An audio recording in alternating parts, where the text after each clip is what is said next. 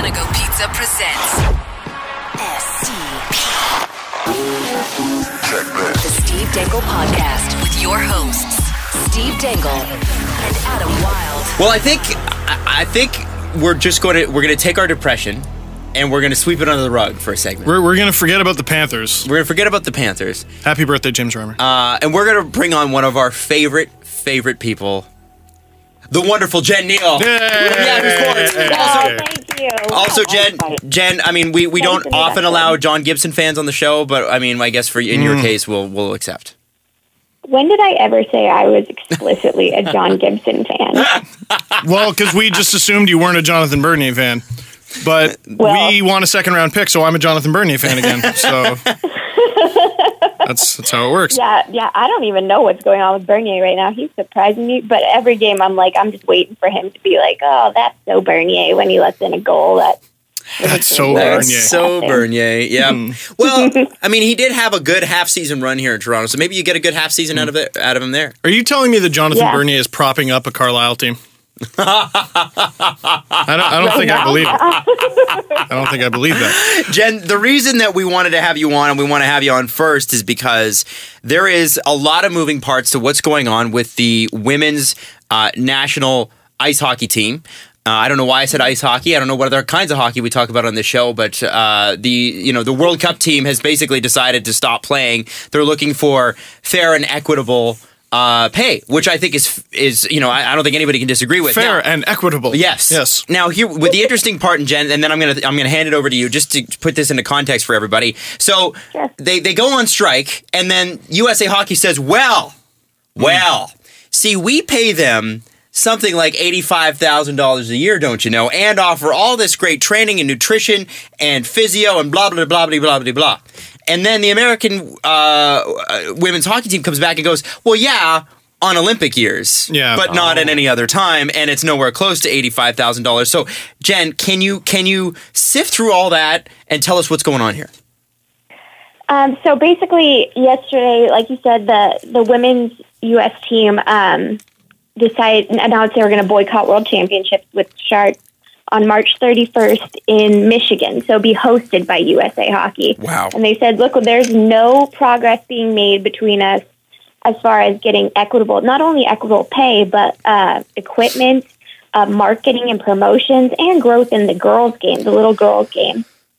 So we're going to boycott this team, or boycott this tournament. And USA Hockey's response was basically like, well, it's not our job to pay you, That's basically it. And then they said, too, that, that $85,000 mark is out of nowhere. I mean, they said the women's players said at most it's maybe $60,000, when you add everything together. But really, in hard cash, they only receive $1,000 a month for 6 months in an Olympic year. Whoa. But I wrote an article about it, or more of an op-ed on it yesterday, Puck Daddy, that if you look at it from the player's perspective, they are automatically property of USA Hockey once they want to take the national team route. They have to be at every training. They have to be at every marketing event. They have to be,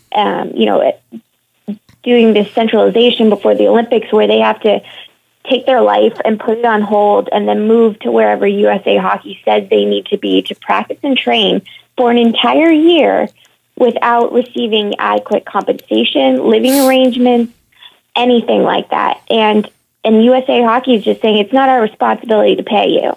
It's not our issue. We've done more than enough that you should be fine with what you have. And that's absolutely not the case for a women's team that has been by far much more successful on the national scale than the men's team full of NHL stars. Well, I mean, the men's team wasn't really full of NHL stars this past time around, but that was their own choice. Yeah. I mean, they had the stars, they just didn't pick them. Yeah, I mean, that was the World Cup, but that was totally an NHL event. I mean, USA Hockey was involved.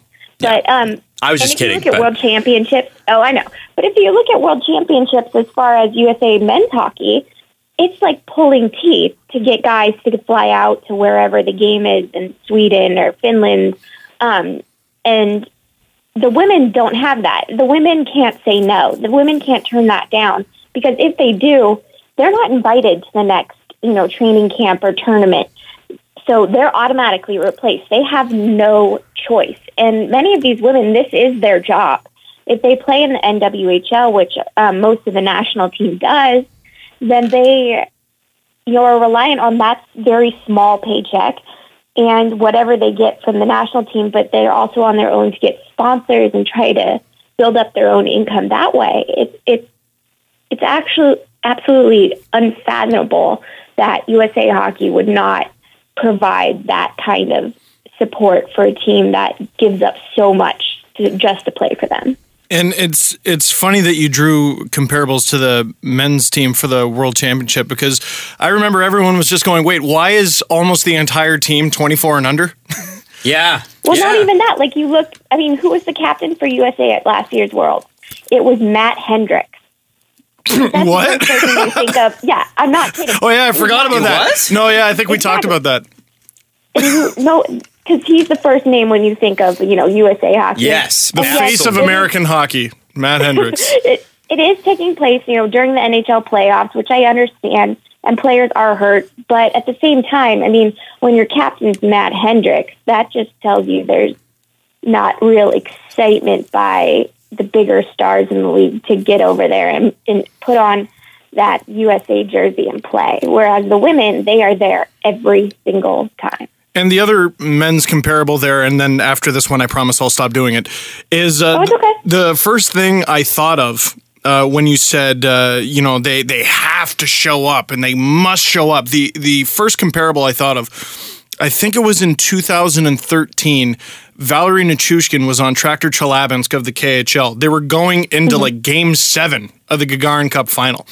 And it was up in the air whether or not he would actually be allowed to compete, because at the time there was like a U18 tournament or something, and Hockey Russia was going to pluck him out of this 7-game final series. Out of the Gagarin Cup. Because, sorry, you got to play in a U18 tournament. And that just shows how much more,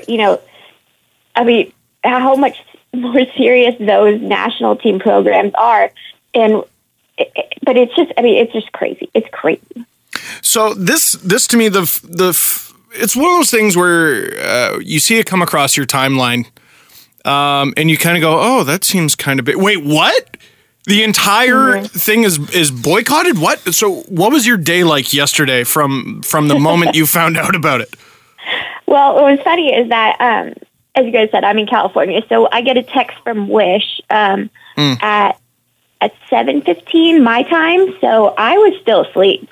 I had no idea. And he's like, "Hey, can you take this?" And then he was like, "Never mind, it's breaking big right now. I'll take it." Oh yeah, it's 7:15 on the West Coast, and because he's in New York, so he took it. I woke up and I was like, "What?" and then I immediately just kind of like rushed into things and started reading and writing. And once, I was doing some other stuff, and then once the USA Hockey statement came out, it just like. My head exploded. I could not believe just how much USA Hockey was like, we did enough for you women. It's just, Jen, it was unfathomable. How many women work for USA Hockey? I have no idea. Because that would be, I know. I just would be fascinated. Megan Carey, she's a woman. They may have more. To be honest, I haven't looked into the ranks, but let's look at the top. We have Dave Ogden and Jim Smith, who are the president and do the operations, and they're both dudes. Mm-hmm. They're old hockey guys, and I think that's a big part of the culture change, too, that needs to happen at USA Hockey, is saying that we need to get out those guys who don't think that women's hockey should receive any kind of recognition or more money, or see why this is important. And I think we see this in the NHL too, as far as them taking a step towards promoting women's hockey, is that we have a culture at the very top that does not believe in the product of women's sports and isn't willing to take the step like the NBA did and prop up the women's game and build the women's game base, knowing that they are going to lose money in the very beginning until they get done. And so it's just this big culture change that needs to happen. And ultimately they're looking at the bottom line. And a lot of the arguments too that I'm seeing yesterday, at least to me, is, nobody watches them. Okay, nobody watches them because they're never on TV. Yeah. It is almost, you can't get a live stream through USA Hockey for any of the women's games that aren't medal games. And if you do, they pick up the TSN feed. And we can't, legally get the Canadian feed down here. It's like you're not even giving the women a chance to show what they have. Another example is the U.S. The NCAA championships from last year in the women's hockey game. They streamed the NCAA aired them online. It was Amanda Kessel's big return game in her final year or final time as a senior, and it didn't air on actual national TV until a week later. And what? I had people tell me, did you see, the women's hockey championship game? And I'm like, yeah, it was a week ago. So it just shows the priority here. There isn't one. And this suit is bringing forth, that bias. It's confronting that bias that unfortunately we have in societies, in American society, in just society as a whole, that women, aren't as good as athletes as men. They aren't as fun to watch as men. They, don't deserve the same treatment as men because, they don't bring in the revenue dollars. But if we don't give them a chance to even earn that opportunity, then it's a self-fulfilling prophecy. Then of course they're not going to earn money when you're not putting them on TV or you're not promoting them or doing whatever you can to cross promote. It's just it's unbelievable that it doesn't. We're still having this conversation, and that was part of USA Hockey's argument too. Is we've done stuff for decades to promote the equality of the women's game, and it's well, BS you have. We wouldn't be having this conversation right now if you had actually done something.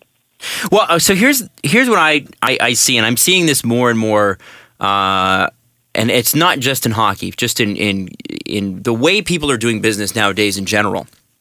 It used to be that if you had a factory, let's say it's a business, right? You had a factory, you built a factory that you were like, this factory is going to last 100 years. So I need a really strong building to put it in, right? I need to put this in a really, really strong building. Good foundation. Good foundation. That's right. It's going to last a long time, and I want to make a really good product because if it starts breaking, people won't buy it anymore. And what we've seen now is companies, and I find this in every facet of life, and I think the U.S. hockey in this particular example is just another one of those examples. And I think the NHL is guilty of this too. I find now with corporations and with these organizations, they're all about winning for the now and not about building for the future. And so these companies that used to be like, well, we want our employees to last a lifetime, we want them to be happy here, we want them to stick around, that sort of thing, that doesn't exist. And when it comes to, say, the NHL and the Olympics, for instance, tell me, oh my God, tell me how. And Steve, you tweeted this the other day. The NHL will bend over backwards for the Arizona market. Which I'm not saying they shouldn't do. Shout out Austin Matthews. Right? But yes. But could not be more difficult when it comes to sending their best players in the world to a tournament that the entire world is watching in a sphere of the world that they want to break into. And in this particular case with USA Hockey, all right, so, okay. These athletes are asking for fair and equitable pay, as in we'd like some life-sustaining wages here. Yeah. Mm-hmm. For you to come out and say, well, that's not really incumbent upon us. That's not our problem. That shows from the top down, to me, not only an organization that wants to win this battle, but a lack of long-term planning. That is an organization that is not committed. Because if they were, they'd say, well, listen, I understand we're having a disagreement right now over what it is, but we're going to work together with this team and we're going to get this back on track. That was not a conciliatory response from USA Hockey. It was not my problem. not my problem. And if you want to build bridges and you want to build the game, if you really want to build the game, that's not your response. So now having that response in there from the ladies, and especially after USA Hockey said, "Oh, we pay them $85,000," which I'm sure pissed a lot of people off because a lot of people would like to make $85,000. It was great seeing how many of them just immediately on social media, nope. Yeah. Yeah, they said it was a lie. Yeah, but it's amazing though, people not knowing the hockey, because there was 3 press releases yesterday, right? There was the first one from the hockey team, the second one from USA Hockey, and then the third one from the hockey team saying, "Wait a second. The second one, most people are not paying attention that long, so it's a shame that they would mislead the public and dig a deeper divide in the interests, in total self-interest and not long-term planning. You are USA Hockey. Your job is to build the game. The way you build the game is you build it with both sexes." Yep. Agreed. I agree. I don't understand that. So I see this all the time. I see this at work. I see this with I don't know what it is right now about our culture, but it's a North American thing. We don't like to build anything for 10 years down the road. Leaving the monetary value out of it for a second, which, I mean, that is the most key part of it, but leaving that out of it for a second, is USA Hockey actually out of their mind thinking that they can go to the tournament anyway? Yeah, I think they are, but I am absolutely not surprised. They will find players. I talked to one. So they're just going to go.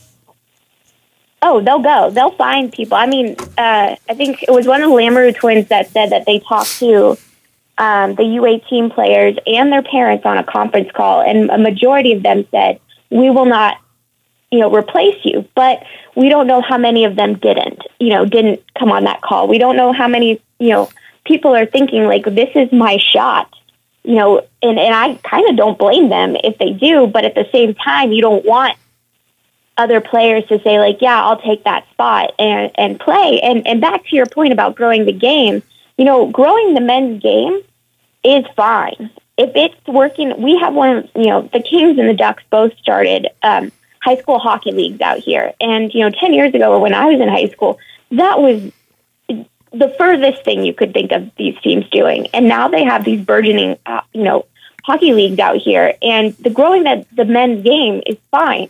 Where the money is not put is in the women's game. And if I'm a parent and I'm paying, a ton of money to put my kid into hockey, because this is an expensive sport, and I see that my daughter is not going to get the same treatment as, if I were to have a son too that's playing the same game and he's getting, better equipment, better ice time, more games, better competition, then why would I want to put my money into a program like USA Hockey that isn't going to foster her growth? Right. That makes zero sense to me. And, I can't confirm any of the amounts that the national team was saying about how much, like $3.5 million to $4 million is put into the men's or into youth development, and most of it goes in the men's game. I can't confirm any of that. So I didn't write about it yesterday, but it's so crucial to put your money where your mouth is and come out and say, "Yeah, we've invested, $1 million into this endowment for girls," or we've put on all these clinics, which we see the CWHL do, we see the NWHL do. It's easy. They can put on clinics. They just need to do it. And it's infuriating for them to assume that they have all this growth in women's hockey over the last, 3 to 5 years is solely because of USA Hockey, and that's what they believe. It's because there are women's leagues here, and these women are putting in the effort. They're the ones that are going out and working with little girls, and the little girl that plays on an all-boys team, they see that, that their Hillary Knight, their Megan Duggan has done that before, and she got to this level where she is, putting on the colors of her country and playing, but but she can't support herself. That makes no sense whatsoever. And it's completely against what we are as a country, I think, too. That it's, not saying what we are right now, but But No, we know the basic tenements of Americans. Yeah, we right? know what you're talking about, Jen. One president is going to throw that. Yeah, but it's true. I believe our society is overall good, and that we want to see each other succeed. But at the same time, we have to confront our internal biases that we have. And I said it earlier, that women aren't good at sports, that women aren't good to watch, or the people that say that women's hockey is no fun to watch because there's no checking. It's like, are you kidding me? Have you seen them play? Well, the NHL there's no checking anymore either. So yeah, and that argument's out the window now. It depends. But it's just really, really arrogant of USA Hockey to assume that they have done all this for the women's game, but giving somebody $6,000 over 6 months every 4 years is comparable. Yeah, is okay. That's big money, USA Hockey. Way to spring. Yeah, which is like this month, I'll buy skates. Next month, I'll buy sticks. Yeah, a couple sticks. Jesse, go ahead, man. Exactly. And the thing I compared it to is that the men's national team, none of the men have come forward and said, they should be paid, right? I get paid $1 bajillion a year to play hockey, and I was kind of poking around, talking to some NHLers, and just being like, when you do play for the national team, how much do you get? And they wouldn't divulge it, and they said it's not much. But still, at the same time, it's like, if it's not much, then tell me how much it is. Yeah. And if a USA Hockey is budgeting to fly all these athletes to Sochi, to ensure their contracts, to do all this for these NHL players, they can't carve out extra room in that multi-million-dollar budget to pay players who don't receive $1 million contracts when they're not on the, not playing for the national team, to pay them a living wage. And another big point is that the USA Hockey players made yesterday the women made is that they don't get paid for world championships. They're basically paid just for the Olympics. They might get like food, like room and board while they're in whatever location, but they don't get a salary for playing, and that's ridiculous. Yeah, especially when they're the reigning gold medal champions for the last 2 or 3 seasons. Jesse's got a question for you, Jen. USA Hockey set a 5 p.m. Eastern deadline today. Can you explain what that deadline is for and what's supposed to happen afterwards?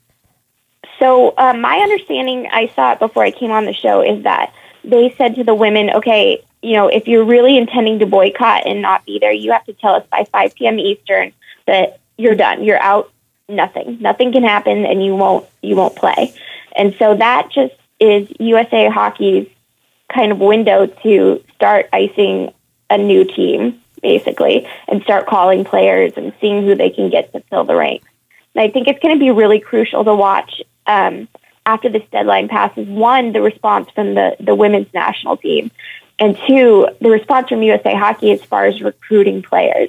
How far are they willing to go to convince people to really kind of, we talk about stepping over the picket line and come play in this tournament. And it'll be interesting if they are able to ice a team, and I think they will. I think they will be able to find enough people to play for them. How the fans will react in Michigan when this Team USA takes the ice. I gotta say, here's the other thing. Well, we know USA Hockey's not going to offer them money to play. So so if USA Hockey's not going to pay them, and there's no incentive there, if I'm a young player, yes, this could be a big break, and yes, this is a big deal, and that's cool. But I think the problem is, once this is resolved with the actual national team, if you're good enough to make that national team eventually, all of those women are going to know that you stepped over that line.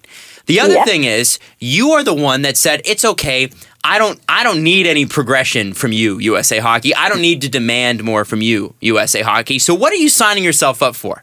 That's like that's literally like somebody punching you in the face and you going, that's cool. Thank you. Like, it's totally cool. Yeah, thank you. Thank you for that opportunity. So I understand. I hope people think long term. I hope these young women that the USA Hockey organization will inevitably go to and say, listen, you want to come play for us? Get over the fact that, yes, it's a great honor. But quite honestly, if the real team was there, would you be on it, A? B, are you selfishly going in and playing and holding not just this generation, but future generations back from that? I agree. I mean, this is a pivotal moment for women in general, not just because of the way they're standing up. It's the women in USA Hockey system that have to look inside and say, what do I stand for? Right. What do I stand for when a little girl comes up to me and says, you're my hero? Can I look at myself in the mirror and say that I just, stepped over the picket line of people trying to get fair wages just so I could get my time in the spotlight? Bingo. And that is a crucial question for women to ask themselves right now, and understanding what your place is in this society that we understand it. And I'm just talking the small microcosm that is sports, because there's so many other questions out there. But, this is, and one other argument that we're seeing is that people is like, this is, you play for your country. Yeah, I play, we do a lot of things for our country, but at some point you say, I'm going to play for my country, but I also demand to be treated equally as the guy who plays for his country. Yeah. That is, there's no reason they shouldn't be. Yep, absolutely. Have you heard much response from any women's players from the other teams, like Canada, Sweden, Finland, anyone? I kind of been trying to figure out, I've been trying to figure out first what Hockey Canada's deal is with their players, but and I'm still working on that. But, I think a lot of Hockey Canada is trying to just kind of take their step back and be like, hey, if this is what they feel is right for them, more power to them. But that's basically about it. And I think Brenda Andrus, the commissioner of the CWHL, tweeted out kind of a quote in solidarity of the women yesterday. But that's really about it. I would be surprised if any of the, Hockey Canada women especially kind of took this stand and stepped out. I don't know what the situation is like for, Team Finland or Team Sweden, but Hockey Canada would be, I think, the most appropriate comparison for the U.S. team, because they are the best and we're one of the best. So I can't remember who was speaking or which newspaper I read this morning, but one of the Hockey Canada players said, we're happy with the deal that we have with Hockey Canada. And so it's just now a progress of kind of poking into that, because if the Canadian men's team is, full of just superstars, and so is the Canadian women's team, and I would believe that our women's team is filled with women's hockey superstars too, there's no reason they shouldn't be treated exactly the same as Hockey Canada if it's equitable. I was thinking about all the possible outcomes for this. So there's Team USA can't ice a team at all. So there's one outcome, which I hope is the case. At by home. the way, well, we'll see. I hope so. At least if they won't play ball. Now wait though. One option is they can't ice a team at all. Option 2 is they ice a team of everyone who crosses the quote unquote picket line, which I hope no one does. Option 3, which I think is ideal, is they just pay the damn players. Well, of course. Yeah. What is the likelihood of that happening, Jen? At least as we stand now, 24 hours in. From all indications, USA Hockey is digging its heels in and not going to budge. At all, At all. I mean, it seems like a non-starter to them, and that this is going to get ugly. This is going to get ugly before it gets better. And if the women's, U.S. soccer team is any indication of how ugly this can get, I mean, this is going to be pretty bad, because if you look at our soccer team, who is number one in the world, women are talking about, not playing in upcoming games, and this is just 5 of the best, and this is going to get ugly, because it's going to take a culture change, not just, paying out the money. It's going to take a revelation on USA Hockey's part that they need to be better. It sounds like to me that on both sides, USA Hockey, they're I'm not saying a cleaning of house will come, but it sounds like there is some real old world thinking going on there. And I think we've seen that in the results, right? I mean, we laughed when we looked at the USA World Cup roster. Exactly. And I don't, if that's the way they're going to pick their World Cup roster, and they certainly didn't make any apologies for picking the players they picked, then what's to say that anything's going to be different for the Olympics? Yes, they'll have like an Austin Matthews available to them, but how many other Phil Kessels are they going to avoid picking up just because they don't have enough sandpaper or grit? And so on that side alone, that to me screams, please change house, change everybody. Absolutely. And then on this side, with this issue coming up, it's like, okay, so not only is it an on ice problem, it's a social problem. So it is. Sorry, Jen. Giving people the right to say that women don't belong here. Yeah. This is USA Hockey's permission to the misogynists of the world to say that you're right, the women don't deserve as much, and it's disgusting. And if you saw, you gave the perfect example with the World Cup team, is that USA Hockey is renowned for having grudges. So whoever the GM is for that team, if they don't like a player like a Phil Kessel, Bobby Ryan too. Bobby Ryan, Bobby's got his own problems right now. Yeah. I forgot about that one. Yeah, but they will hold grudges and they will keep a player off the team. And I'm sorry, acting like a 14-year-old girl when you're picking a hockey team is a good idea. Like, what? That makes no sense to me. That this is another part of American, socio-politics that coming into this way, that we need a culture change. I love baby boomers. My parents are baby boomers, and there's nothing against the progressive thinkers out there. But this is a group that is set in their ways, that is set in the way that they see the world. And without young blood in there, nothing's going to change. No, but Jen, they went to Woodstock. Yeah, they went to Woodstock. They went to Woodstock. Know. They're hip. They get it. Yeah. They dropped acid 40 years ago. Yeah, right? Well, here's the thing. The change is coming. I think so. The change is coming. It's just... You're way more optimistic, you Canadians, than I am. I honestly... No, here's what I believe. The change is coming. The change will not come as fast as we all want it to. And it will be a slugging match all the way there, but the change is coming. You can't fight it. The change won't come without this. Yes. I don't think so. Yeah, so absolutely. Let's pretend... a necessary step. Yeah, absolutely. Let's pretend, because some people are like, well, no one watches the women's game. So if, it's not on TV. Because it's 100% it's not on TV. But let's pretend it's not on TV because it sucks, okay? Let's pretend that's why, okay? Well, ask yourself, years and years ago, and it was a while back, but ask yourself, why... Like Maurice Richard worked at like a moving company when he was still lighting the league up. Oh, yeah. Ask yourself why he had to start a canning company when he retired. Exactly. Why Gordie Howe, he had a signing bonus that was like a team jacket. The people in charge won't pay you ever unless you force them to. Exactly. It is that simple. Plus gender now. Yeah, plus gender. Yeah. So even if you took all of that out, and because I see a lot of people online, they want it badly to not be a women thing. It is. Mm-hmm. And even if it's not, people in charge will never pay you, man or woman, unless you force them to. They won't. Absolutely. Absolutely. And sorry, go ahead, Jen. There is a reason, I hate to bring the men into it, the men's game into it, but they are the pushers of change too. And I think that's very understated right now, is how much effect the men's national team could have on this. Right. With them saying, I'm not going to play until you do something. But do we think we're going to see that?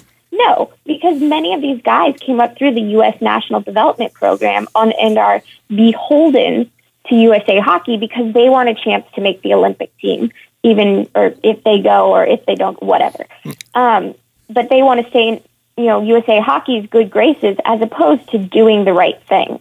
That's not easy, and it's ridiculous. Here's my challenge to them. Have some balls, boys. Stand up. Oh, yeah. And I would love, I think that everybody keeps saying, Phil Kessel, we need Phil Kessel. And it's like, yeah, Phil Kessel's already offered a big SU to USA Hockey for whatever they've done. I think having Phil come out there and say, I made this much when I was with the team, or, throwing your support or getting other players behind them would be huge for this movement. But I mean, either way, it's going to be directed by the women. But we do need male allies in this too, because they are the ones that apparently USA Hockey listens to. The one thing I would say on the Kessel angle is, yeah, it would be great to hear from him, and he was actually the first name I thought of, and of course with the connection with his sister too. But he has already burnt that bridge. That's true. I want someone with a fully intact bridge David to set that thing to fire. I want Backus. I want Kessler. I would love JVR. Hey, JVR's been on all this You Can Play stuff. Yep. You know, I know he's into social causes. Like, give me a name. Give me a name with a fully intact bridge willing to burn it. The person you should follow. You put Captain America up there. You put Zach Parise taking a stand. That's a huge deal because he is Captain America. Like that's what he was in the last Olympics. But former game time goal scorer. I mean, that's a huge moment for him. But do I see him actually taking that step? I wish. But probably not, because he seems like a guy who doesn't really want to rock the boat too much. The person you need to follow on Twitter, person you need to follow is Miss Jen Neale _PD. Jen Neale from Puck Daddy. Jen, I'm assuming that over the next few days we're going to see some updates from you, correct? Yes, we will. Okay, amazing, because I want to know if you find out the discrepancy between the Canadians, like the Canadian program too, I bet that could cause some trouble. But I would like to know. I would like to know if the Canadian women are paid fairly and equitably as well. Mm-hmm. That's an important topic too. Absolutely. So we're going to keep in touch with you because the only reason I'm rapping is I have to go to commercial. Producer Jesse's giving me the rap to commercial now. But we love you. Thank you so much for coming on. Really brilliantly well thought out. And is there an article on Puck Daddy that we should check out that you're like, this is the one that explains it all? Yeah, I wrote it last night. It's just called USA Hockey's Ignorant, Misguided Response to the Women's National Team. A little on the nose, but I think I get it. Yeah, I was a little heated yesterday. Would you say you have an opinion on the subject? Yes. Subtle, Jen. It's very subtle. That's good. Jen, thank you so much. My pleasure, guys.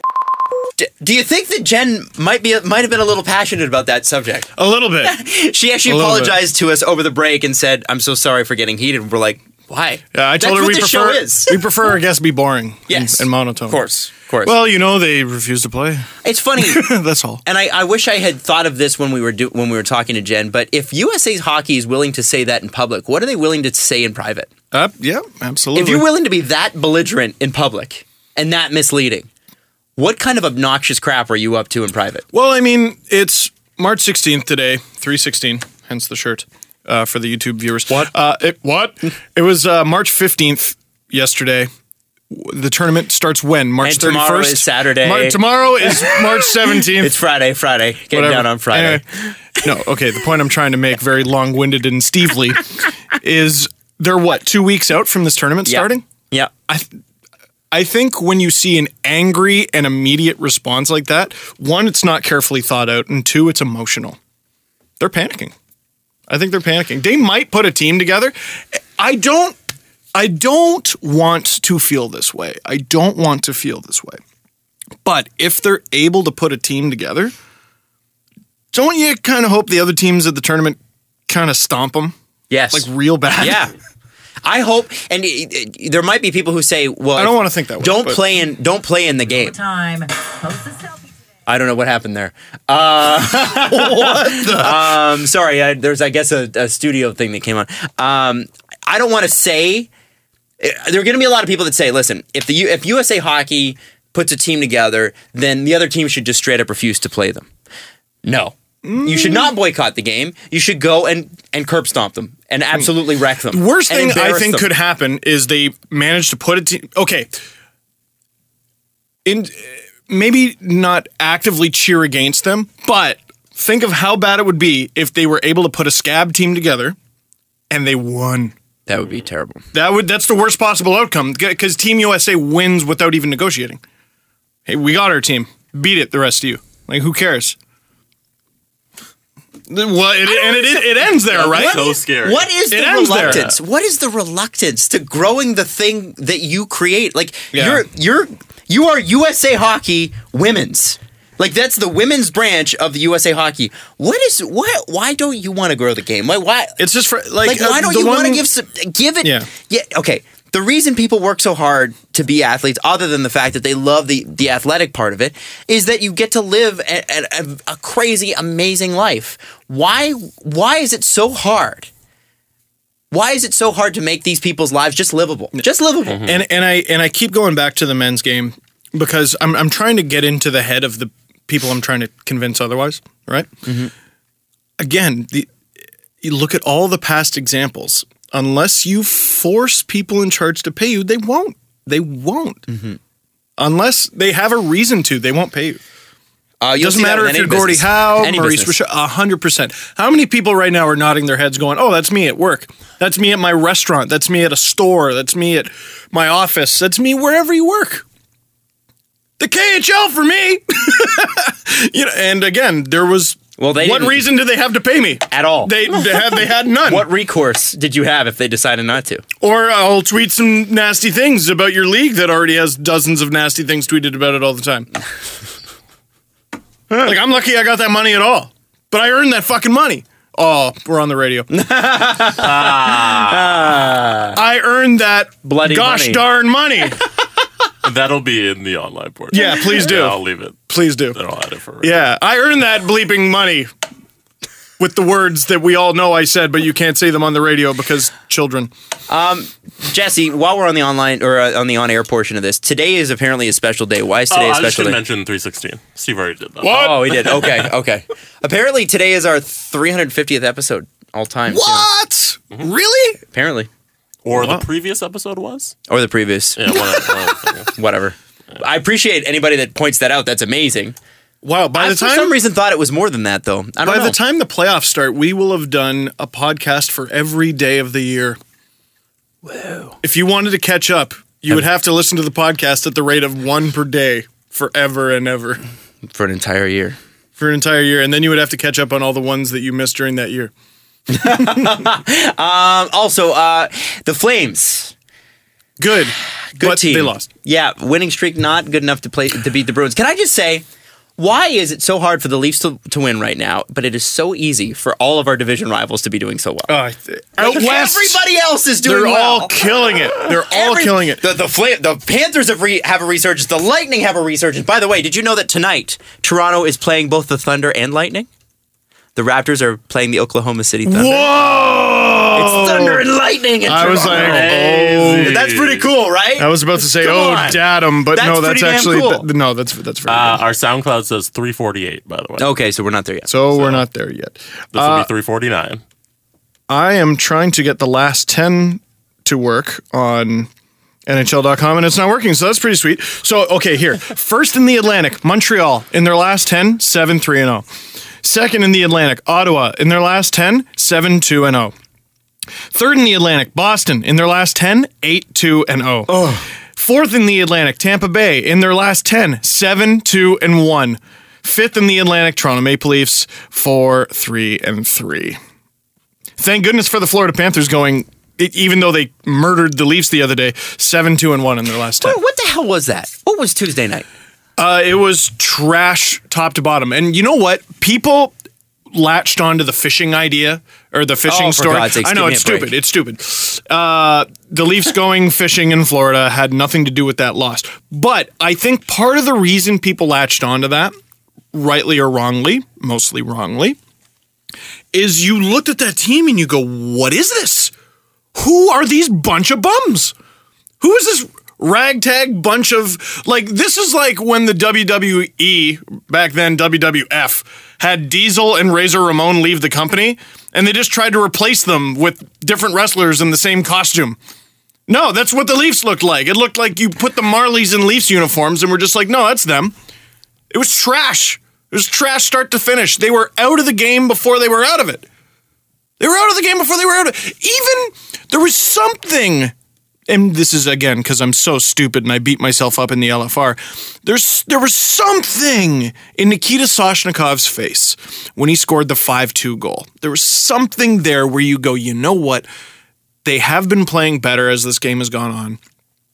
If they just have a strong ending to the second and they have a strong third. You never know. Maybe they make some noise, and even if they lose the game, they still redeem themselves. 5-3, 5-4. Yeah. Redeem themselves a little bit. Dude, they let in another goal before the period was even done. And I think that Sosh goal was with like a minute and a half, 2 minutes left. They weren't in it for a minute. They sucked. I don't know what it was. You couldn't blame it on any one player. You couldn't, because some people were going, oh, Zaitsev, O'Reilly, and well, Zaitsev fell for one of the goals, so it's an easy thing. And Bozak with the push thing that always, you know what, people were ripping on it, but it always seems to work when I see it in the highlights. Yeah. I never see the guy fall down, and when the Leafs do it, the guy falls down. I think Kadri was a -5. And he got burned like 30 seconds into the game, like the Leafs do all of the time. During their 3-game win streak, they had bad first 10 minutes. But there was something about this one where they weren't in it at all for even a minute. I don't know. I don't get it. And if I'm Babcock, I expect better, because how could they possibly be worse? Teams have bad games. Teams have bad stretches. Totally. This is all par for the course. And by the way, young team, we knew there was going to be ups and we knew there was going to be downs, and this is a down. Yeah. But when you see what's happening, and it's specifically the first 10 minutes I want to talk about. The first minute of the Florida game, for sure. Even games where so many games recently where they've outshot opponents at the end of the first. Like, I think there was one where they were outshot, I think it was 7-0. And they ended the period outshooting them like 10-9. Something ridiculous like that. But what is it about the first 10 minutes where this team can't even start? Yeah, and I can't get with that. It's frustrating. And to that point, Steve, there was a comment made during the broadcast by someone who is I stopped watching before the third, so. Well, you might have seen this one. There was a comment made by one of the, probably, he sounded a little anti-analytics when he said this. He said, the Leafs, they get their shots and they have the possession. They have possession. But, and that all looks good on paper. But if you're not getting the high-quality shots, or you're not making high-quality chances... Or you're giving up the high-quality chances. Here's the thing. After that game, I don't think there was a line that had a Corsi above 40. So, I don't know. So when you get blown out like that, nothing looks good on paper. To me, there was no point in even looking. But I think Myrtle tweeted it. There's also score effects, too. Beyond that. If you're losing the whole game, you should have more shots. You're playing from behind. Yeah. If you're looking at the analytic part of it, you can't just look at two stats and go, well, I mean, they're relying too much on those two stats. No, I agree. They're not getting the high-quality scoring chances that they would normally get. They're not... To me, I don't see the urgency around the net. That, like, they are close sometimes, but when we get past the hash marks, right, there isn't that Zach Hyman dig for it hunger that there was. And I think that's why they were scoring goals, is because they were surprising teams with how they were just straight up outworking them. They're passengers in their own defeat. Yeah. Like, they're watching the game just a step above how I am watching the game as a dumb fan on just watching on television. Like, you see them, and it's like they're watching the Leafs lose, and they look down, and it's like, oh no, I'm a Leaf. Oh no, I'm one of the guys losing. It's like they're living a bad dream right now. And in Florida, they wet themselves. And this is where leadership comes into, I think, its stark importance. I want to see who it is. I want to see who it is too, and I wonder who it's going to be, because I don't have the answer. It might be no one. It might, and that's the thing, and that's the scary part. If it is no one, then, beyond what you were already considering doing this summer, time to unload some of those vets. Because if none of them at this point can step up, you've got 4 assistant captains. 4. I'm going to write something very soon, and depending on how the Leafs do tonight, it might have to be sooner. And it's going to be whether the Leafs... What are some truths about the Toronto Maple Leafs that are true, whether they make the playoffs or not? That's going to be hard. Because really, are the Leafs really going to make huge, earth-shifting decisions based on the next 14 games? No. That doesn't sound responsible. They might, but it doesn't sound responsible. So, I don't think so. Whether the Leafs lose the next 14, win the next 14, go 500, whatever. What are some truths we know about this team? Who is the leadership group on this team? That's been my question. My argument would be Mitch Marner is a huge leader on this team. Night in, night out. He's always putting the team on his back. He's definitely putting his line on his back. Oh, yeah. No question. Matthews for doing similar things. Probably Gardner, which might sound strange for some people, for me to say, but just the way he carries himself out there and he has the puck. I would love to see what the actual, not Corsi, whatever. I want to know what the time with the puck is. He has to lead, at least on the back end. Yeah. Sure seems like it. And Nylander for just the way he played over the last month or two. I'm just talking about like bull by the horns guys. And I would throw Brian Boyle in there too. Already. Yeah, Leo Komarov is got to be in the conversation. But, you know... So, who's not? Who didn't I just say? Matt Hunwick, Tyler Bozak, James Van Riemsdyk. But Hunwick seems... Hunwick's an assistant captain. They've listed him as like they've described him as like a locker room guy. Well, where are the locker room guys? Where's Matt Martin? They're in the locker room. Oh, yeah, well... That's what do you what was Matt Martin brought in for? Well, and like, is the fourth line the problem? Like, that's No. the problem, is that the fourth line's not the problem. Remember when we complained about the fourth line? I missed those days 3 weeks ago. I missed that deeply and bitterly. The fourth line is the only one that looks like it has life. So... And I'm sorry, I don't want to unfairly single out Matt Martin, but there are 4 assistant captains on this team, guys that were used in the promo pamphlets as the guys that you want to come see at the Centennial Classic. You know right? What? And where are those guys? I think they also need to make a decision on Tyler Bozak, because this guy hasn't been participating in morning skates and practices and stuff like that. To quote Mike Babcock, are you a player or aren't you a player?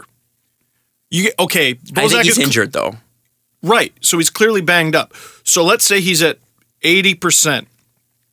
Tonight, do we go with 80% Bozy or 100% Eric Fair? And 80% might be optimistic if he's not even skating. Are we going with 60% Bozy or Eric Fair? Where's the cutoff? I think... Oh, and after a 7-2 loss, okay, your lineup is so deep. It's so deep. After a 7-2 loss, how do you not punish at least one of the players on there? Or at least, maybe not punish them, but reward Levo with the benefit of the doubt you will perform better than any of the bums that we had on the ice during the 7-2 loss. Same goes with Marchenko. So Marchenko is going to get back in, it sounds like. The guy's got 9 points in 12 games. Let Levo back in. I think part of the problem is goal scoring's dropped off a little bit. This team, no 100%. Matter what you do for the rest of the season, is not going to turn into the early 2000s Devils. They're not. There's nothing you can do. They're going to win a lot of games, 4-3, 5-4, 6-5. I don't give a damn. Win. And if Levo gets you more goals, throw him in there. Get you some more goals. Well, who do you take out? Soshnikov? Well, I wouldn't take out Soshnikov. Now, who do you take out?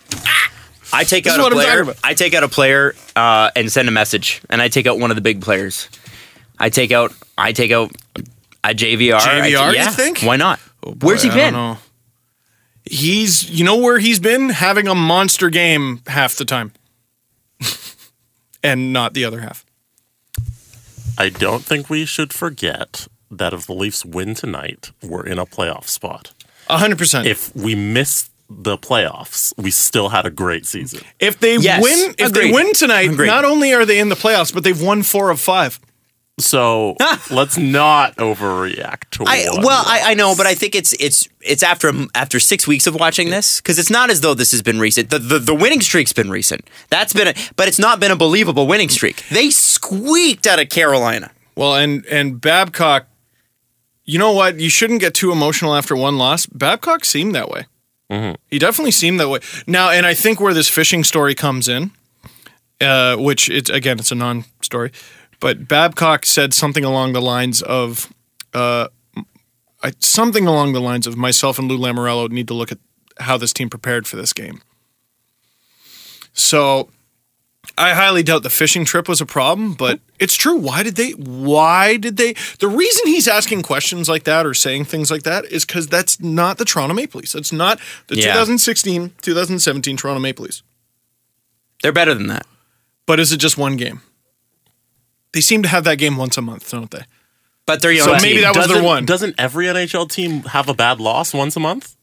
But they needed that one so bad. You could have written off the Florida Panthers. You win that game in regulation, they're done. You don't have to worry about them ever again.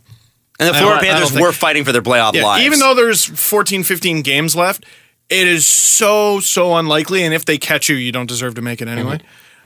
But if you look back at this 4-game stretch and you say, okay, if they win 3 of these games, I'm content with that. That's great. Totally. And they did. They got 3 of 4, and then tonight they can make it 4 or 5. And You're right. It's perfectly fine. And we forget Florida ever happened if they win tonight. We're in a playoff spot. We beat Tampa, who's chasing us, and everything's good. I just had a conversation in my head. I like you, Jesse. Where I just had a conversation I go, well, based on that Panthers game, what faith should I have in the team that they'll beat Tampa? And the immediate answer is they won the previous 3. So, fun fact. The Leafs are going to smash the franchise record for most goals in a season by the rookie crop. They set the record in the inaugural season of the Toronto Maple Leafs in 1917-18. Whoa, so it's a 100-year-old record. We have 100 goals. Wait, this so season everyone's a rookie then? Essentially. Oh my God. Well, I don't know how No, that they were really the St. works, Pats but before. I think they had Man, the rookie scoring race must have been really hot and contested in the first year of the NHL. But yeah, in the Leafs, in the NHL's inaugural season, the Leafs had 108 goals by their rookies, and this year we're at 100 flat. So we're going to break that by the end of the year. We'll see. If we get 9 more goals. What if we never score again? Now, with that, let's go to the online portion because we have to. It's sportsnet.ca. You can download this podcast, of course, there or on iTunes, anywhere you can find a podcast. It is brought to you by Panago Pizza. It is what's on the inside that counts. We're going to talk a little bit about a little bit more about the Leafs, and the Dennis Wideman thing has all of a sudden made its way back into the headlines. Yeah, Remember last year? That is the Undertaker with the purple glove coming out from the dirt of stories. Yes. Like, oh, I thought you were dead. I thought you were done. Not quite. Still there. Not quite. We'll get into that. Hey, now that we're here, I earned that fucking money. Sorry. So the judge rules that the Wideman suspended 20 games. On his 19th game last year, an arbitrator ruled, hey, Dennis, you should have only had to sit 10 games. Neither of you are listening to me right now. I hope our listeners are. Edit. Jesse made a email to himself. That's super great. To edit. Great idea. It's awesome that you guys are sharing that right now. Yeah. Right now. Talk about Dennis Wideman. Okay. I heard you. So 19 games in. I'm in the Hall of Fame. You got to listen to me. Suspended. How's Dina? Suspended 20 games. Suspended 20 games. Hashtag Jill talks, or what was her name? Oh, we never talked about that. Okay, guys, can I fucking get to this fucking story? God damn it. All right. Let's get to this Dennis Wideman. So Dennis Wideman. Dennis who? Suspended 20 games. Brother of Chris, I think. Same rule that suspended Antoine Vermette, but because Antoine Vermette's slash on a referee, abuse of an official, was not as violent as Dennis Wideman's, Antoine got 10, Dennis Wideman got 20. And Dennis Wideman's people said, well, wait a second. Okay, fine, abuse of an official, but it really should be a Category 1, not a Category 2, which he was listed under. And a judge upheld that. So Dennis Wideman suspended 20 games, served 19, only deserved 10, according to this judge, and according to the arbitrator last year. How do you repay a guy that's already served that time, other than just paying him? Like, you missed 9 games, They should let him play his own NHL season. They just add games. Just Dennis Wideman on his own? Yeah, just let him skate around. Like, in front of a crowd. So for the next 9 games, the Flames start up 1-0. There you go. Or they get an extra man. They get 6 guys. There you go. Yeah, but the extra man has to be Dennis Wideman. Yeah. Or he doesn't. Wideman leads the Flames with 45 minutes a game again. I just find when I see a story like that, and I know Sportsnet has to report it, I feel bad for whoever has to write it. Because do you not feel just exhausted by this? I couldn't do it. And we haven't been going through it. Imagine, okay, so you work your entire life. You're an arbitrator. You went to school for 12 years. You are absolutely brilliant when it comes to law, and that you got to deal with that for 12 months. You're Veronica Corningstone reporting on the Cat Fashion Show. You're just like, I am a journalist. I am a serious reporter. Yeah, but look at him. Look at his paws. I don't care. I don't care either. But that's why I brought it up, because it's like, holy crap, this is still happening. Yeah, Dennis Weidman's not the victim here either. No. I liked. You know what? I don't. Although there were some people that got awfully mad at us when we brought up Dennis Weidman the last time. Shut up. Okay. Someone asked me, they're like, try to defend yourself. And I was like, well, I disagree with you. And they're like, see, you're not even willing to try to defend yourself. I'm like, well, I try to defend yourself. Dennis Weidman said to the ref who wasn't even facing him. Right. Like, crack. You didn't even try to defend yourself. Guy who was ineligible to be hit. But his head. I don't know. It's all stupid. Should we get into the Ryan Smith thing? Let's talk about the Ryan Smith thing. So let's get into that. What do you want to say about the Ryan Smith? Give me the context first. Back it up. So Ryan Smith, who we previously talked about, because Colby Armstrong told a story. Promised Horka wouldn't do it. I promised Horka wouldn't do this. Crying leaving Edmonton after a trade to the Islanders, and then Colby Armstrong and the Atlanta Thrashers the next year were kind of making fun of him and crying at the bench. Yeah. When he signed in Colorado, I believe. Yes. Now that was whatever, sticks and stones sort of thing. This in real life now, Ryan Smith plays in some senior league. You know, so it's not a beer league, but it's a step above that. It's pretty good hockey, I guess. So he plays there. Someone laid him out. It was a headshot. Supposedly it was super dirty. And this guy's been suspended. Ryan Smith was knocked out cold. Bad scene. Bad, ugly, not good. This guy who hit Ryan Smith, he and his wife have been getting direct threats and harassing messages going towards them because people love this guy who used to be on the Oilers. What is the matter with you? What, you think he should have hit it? No, stupid! Believe him and his wife alone, you fucking psychopath! Here's the thing. Ryan Smith, why do we love Ryan Smith? Captain Canada, tough. I'm gonna bring the cup down here in Edmonton. Tough, goal scorer. Yeah, not unwilling to lay down to drop the gloves and fight someone. Good right? Canadian boy. Does Ryan Smith need you to stick up for him? No, he needs a doctor. Ryan Smith needs a doctor, and if there's malintent, a lawyer. Well, I'm not trying to say the guy's completely innocent, but that doesn't mean that's not incumbent upon you to step in and go, well, I will defend Ryan Smith's honor, and I will threaten a stranger that I've never met. Yeah. So here, if you need a warning, if you need some kind of warning, I like your sword there, Galahad. If you need some kind of warning for violent content, this is your cue to fast forward a minute. And if you have kids in the car or whatever, this is your cue to fast forward a minute. No, if you have kids in the car and you're listening to this show, yeah.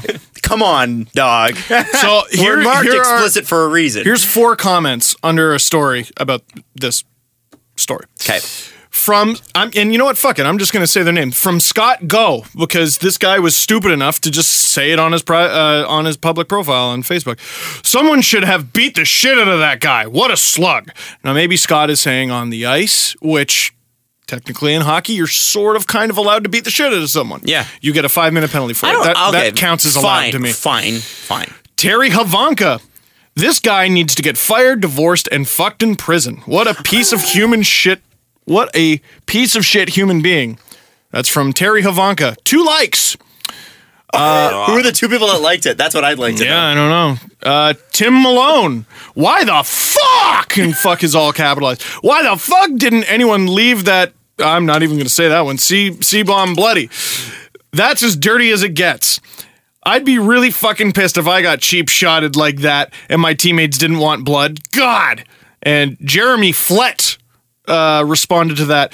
Wait for him after the next game and break his legs with a crowbar. So imagine you play in a senior men's league, or you're the wife of someone who plays in a senior men's league, and you're reading this shit. You gotta go to the police. Like that Jeremy Flett guy, I'd be phoning him into the cops right now. Yeah. And unfortunately they can't do anything because here's what he said. Wait for him after the next game and break his legs with a crowbar. You know what? They might actually be able to, Jeremy, because that's not a direct threat from you, but you are inciting. Yeah, he's not saying I'd wait or I will wait. Oh, God. Yeah, and Jeremy, by the way, is very typical of Facebook maniacs, kissing what appears to be his baby girl on the cheek in his profile picture. I'm telling you, our Facebook and Instagram and Twitter posts are going to be our generation's mullet. 20 years from now, our kids will just laugh at us for our in the words of dumbassness. In the words of Pete Holmes, how is anyone going to run for president? Exactly. Well, that joke's kind of lost its luster, but poor Jen. She's like, I'm sorry. Like, well, okay. We know you didn't vote. We know. Anyway, no, but and I'll tell a little story. So I don't know if I've ever said this on this podcast, but I said it in an interview once. I called the cops on someone one time, like for comments that they were saying to me. Because and listen, I've been doing this for 10 years. I can take some shit. But sometimes I won't get too specific, but you go, yeah, I think this guy needs medication and might actually do something to me.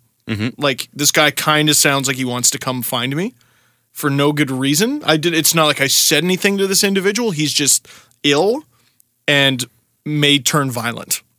And I don't need that. I make videos about hockey in my basement. I'm trying to have fun. I'm not trying to hurt anyone's feelings. And this guy, this psychopath, might come to my house where I have a dog and wife, and I don't want to be bothered. That is my place of peace. So I went to the cops. Now, again, I went there and what do you expect from the police? Oh, someone said something mean to you on Twitter. Boo-hoo. That's kind of what I expected. And that was sort of their face when I came in. And then I showed them screenshots. I showed them. And like, you just see their face change. And they're like, yeah, we're really glad you brought this to us. And I had a detective phone me and everything, which is a little over the top for what I was expecting.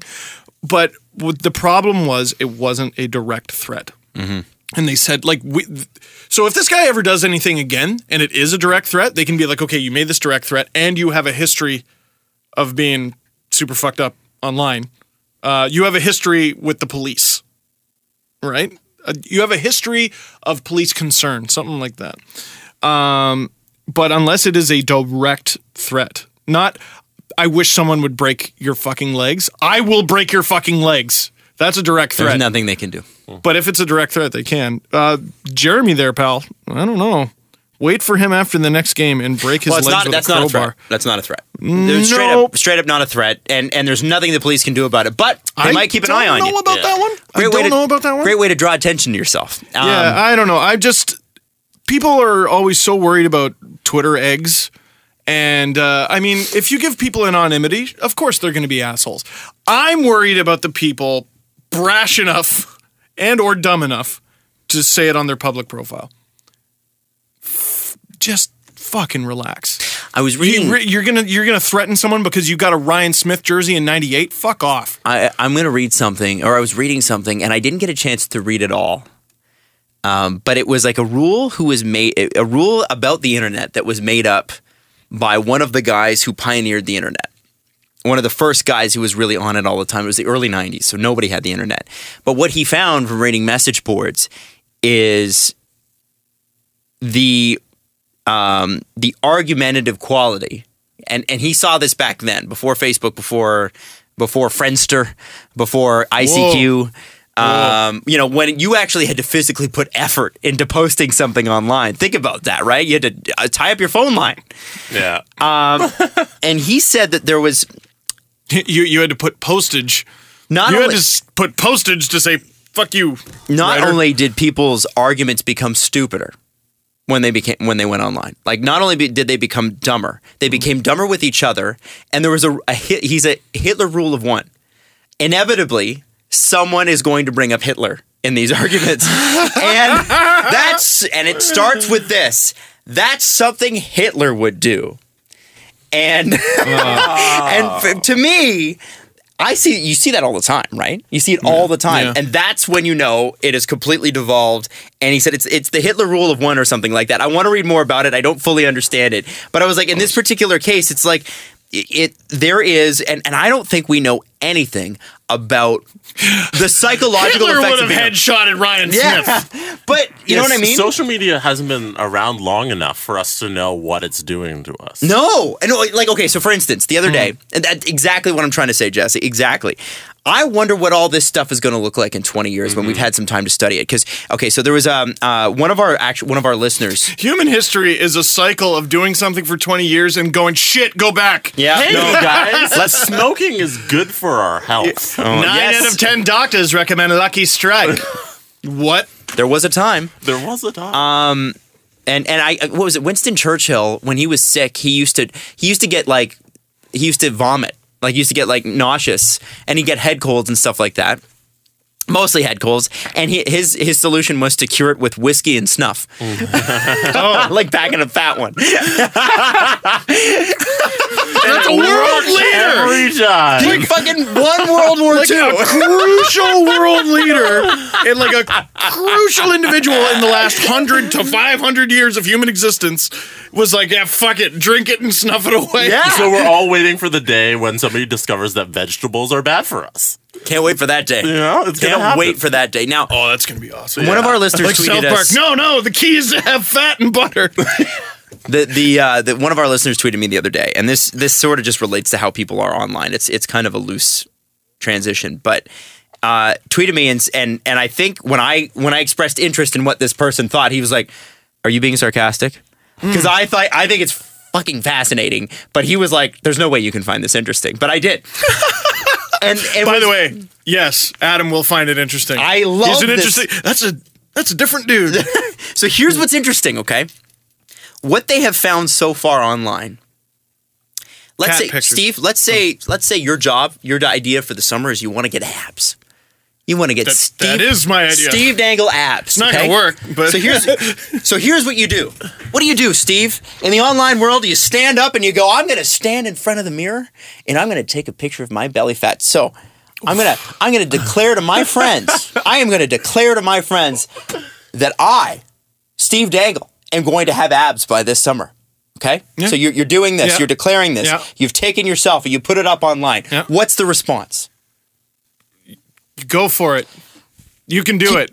What else? It's usually positive reinforcement. Right. And sometimes people will go, fuck it, fatty, you're never going to make it. That, well, yeah, but Most of the response is going to be great. I'm probably going to remember the 5 negative ones. yes, but all the response, most, like 95% of the responses are going to be, good for you. Positive reinforcement. Yeah. Bingo. Do you know that makes you, Why are you standing? less, because my back hurts. Oh, okay. Do you know that makes you less likely? Solidarity. My back hurts too. Thank you, Fuck thank you. it. My back really hurts. I have back spasms on Monday. And I know. I've been I saw struggling you were all lying week. down on the floor. You got to work on those abs. That's right. I need to declare that I will have abs by the summer. By declaring that and getting those comments, do you know that you've been made less likely to accomplish that goal? I did not know that. So here's the problem. Really? Here's the problem. Because you got peer pressure now. They found with people, and they must have gone to Starbucks to conduct this study, but it was sent to me by one of our listeners. I think my head's cut off by the camera. I'm going to sit down. They have found with people that when you tell people you're writing a book, and when you tell them you've written a book, the dopamine response from them going is the same. Yeah. Yeah. So me telling you I'm going to get abs is almost as good, if not as good, as getting abs. Yes. Adam mentioned. Whoa! Adam mentioned this to me yesterday. We're living in the And I thought, Matrix. it's giving me there's goosebumps. not, Crazy. There's not different levels. There's not different tiers of dopamine rushes. It's you're getting the rush, and that's it. So no matter how you're getting that rush, it feels the same. So what it does sorry, Jesse, to cut you off. No, go ahead. It makes you less productive. And what it does is I think, and this is just a theory, I think it makes people more prone to being upset with themselves because you get this dopamine rush and then you don't accomplish anything. And you're walking around 6 months later and you don't have abs and you haven't accomplished anything and you've already got the reward for it. So you become less productive. Do you know what I'm saying? Wow. If you've already got the reward for something that you haven't worked for, and then you all of a sudden have to work for something, that's going to upset you. That's upsetting. And then you become upset, and that's... Does this connect to the Ryan Smith thing, or is it just really... No, this is interesting? just No, that's really interesting. Isn't that crazy, though? That is crazy. Now, I wondered, and I tweeted them this, and they must have laughed at me, but I tell them I'm going to build a wall... Yeah. No, exactly. Tell them. Now, here's the thing. He was at a rally the other day, not to make it about him, but he was at a rally the other day, and the lemmings that follow him were chanting, "Lock her up," referring to Hillary Clinton. 1, the election was 4 months ago. You won. Relax. 2, okay, I know you're chanting that. Do you actually think that's going to happen? Or does it just make you feel really good to say, "Lock her up"? I think it's the second one. Anyway. Oh, I'm grandstanding now. So beyond that, I want there to be a definitive study on selfies. On selfies? And you might laugh at that. You might roll your eyes at that. I'm serious. Why? What is the compulsion? Think about this. Filters are coming back. We are, yeah. Well, no, but we are. That's so not where I'm going. That's such I an love aside. you. No. The reason I was gonna go somewhere with that. I promised I was going somewhere with that. Yo, Yeezys are so in. Yo, this season. Valencia. Valencia. That's not what I meant. It's not what I meant. Here, let me just take this, and then we'll talk. And then I'll let you explain that because I know you deserve it. No, you know what? I kind of don't want to. I don't want to hear it. All right. So here's. I know it's more fun for Jesse if I don't, so it's fine. Most animals don't, and you know this from working at the zoo. Oh, I'm an animal expert. Does a snake give a shit what it looks like? No. I think apes maybe look at themselves in the mirror and go, what's behind the mirror? There must be another ape over there, right? Because my dog does that. She'll look in the mirror and be like, there's another dog here. Iggy rubs his face in dirt, and then when he looks in the mirror, he goes, yeah. Other dog? He's not going, oh, why am I dirty? Screw you, other dog. Yeah, he's just going, yeah. at the dog. So what Sorry for blowing out yours. What is the human obsession with seeing ourselves, our own reflection? I would love to know what we get out of. And listen, I try to make a point. If I'm going to post a selfie, there's going to be other people in it. It's us at something, right? When I take a picture of us, it's us at an event. We're doing the Marley skate or something like that. There's something there. Yeah. But the people that just post selfies just to say, I'm going to post a picture of my face looking off into the distance, and I'm going to quote One Direction on my Instagram. What is that? What is that? This is why I haven't fully been able to. This is why I'm dadding myself out of Snapchat. Me too. I'm not having a conversation with. Okay, this is a typical Snapchat conversation. Weird picture of them with something they wanted to say. Mm-hmm. That's it. Food! But food! I mean, you don't need to pout your lips to say you're excited for food. And that's food! Dudes too. Okay. Oh, dudes pout their lips a lot. Duck face? No, there's two things. Girls do duck face. Dudes do this new Justin Bieber looking concerned thing with their eyebrows, where they look concerned like they're in trouble. Or like they're just seeing the sun for the first time and they're really hungover. Yeah, I know what you're talking about. The Bieber face. I call it Bieber face. The Jaden Smith does it too. Oh, yeah. He does it brutal. You're right. But then there's the feature on Snapchat where you can just type to the person, and I'm like, no, I'm just texting. Why don't I just text? Yeah, which because I don't get it. I do. I don't get it. Now, okay, what were you? You don't want to explain the filters thing? Oh, it's just weird to me. Okay, so filters. It's gotten to the point where I don't actually know what people look like. I'm staring at a picture of them and I don't know what they look like. So Instagram, kind of in the early days, there were filters, lots of filters, Valencia, as you said, and all those other ones. And then there was this weird phase where everyone just kind of said, you know what, we're not doing that anymore. We don't care about filters. We're not doing it. And everyone just posted pictures. It was the weirdest thing. Now it's everyone looks like a mythical fairy or a deer or a dog. That's because of one app, by the way. And I know. And they got their crazy blue eyes and the halo. And people are now, I think, falling in love with cartoons. Perfect 365. What's that? That's an app that you can run your face through. And it will perfect your face. It will get rid of if you have blemishes, if you have for some reason people don't like when they have freckles. I think people that have freckles I think freckles are adorable. Fuck you. Freckles are amazing. Freckles. Sorry, I got moles. Well, moles are fine too. But freckles are like, you're like What's wrong with freckles? But people like to hide that. And then, so it basically, what's perfect? I subscribe to the Alicia Cara thinking that you're beautiful just the way you are. I agree. I don't have a choice but to be beautiful the way I am. Because if I'm not beautiful the way I am, I'm still the way I am. So I better be beautiful, damn it. Wow. You guys sound so old. Do we sound old? You sound a little old. Why? Okay, now why? Okay, though? why though? That thing sounded pretty old. But I know it sounds old. But dude, it's dumb. But it's dumb. That's the point. It's dumb to us. Yeah. Maybe that's just how people talk now. They talk by making a face with writing on it. Okay. But I don't know anybody who uses Snapchat like that. No? I only use Snapchat when I have something to show you. Yeah. Maybe you're old. Because maybe people your age Are beyond Snapchat differently. But like all the people younger than you that I see on my Snapchat, it's just a picture of their face with some writing. Me too. But Sup, Steve? what's My least favorite is when it's complete blackness because they're in the dark and it's just writing. You didn't need to Snapchat me that. You could have just messaged me, man. Like, Yeah. it's just darkness. what's the context of their face in the writing? Maybe it means something. That it It doesn't usually mean doesn't. something. But It should, though. sometimes it does. Oh, my Sometimes God. there's- Well, I've only got 8 seconds to figure it out, I guess. Sometimes- The I'll only never see way it the again. context would fit is if the writing said got stung by a bee. No, but sometimes it's a picture of their face, and then the caption says "you up," and you're like, "Yeah." Well, see, I don't get those snaps. I don't get those. But Anyways. maybe some people do. Snapchat is a lot of fun. It's just there's parts of it that I don't understand, and I'm fine with that. Fine with that. Yeah. I want to understand the selfie. That's what I want to know.